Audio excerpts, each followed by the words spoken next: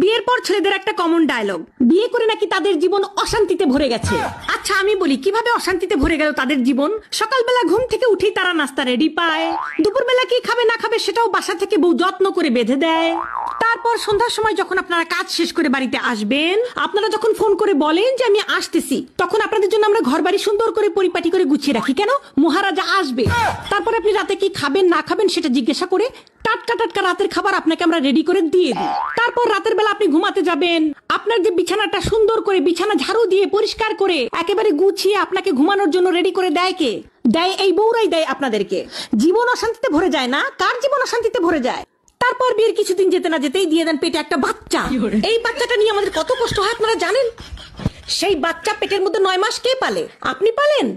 আপনারা তো খুব ফুর্তিতে বাচ্চাটা দিয়ে দিয়েছেন, কিন্তু সেই বাচ্চা আমরা পেটের মধ্যে 9 মাস পালি। পেলে সেই বাচ্চাটাকে ছোট থেকে বড় করি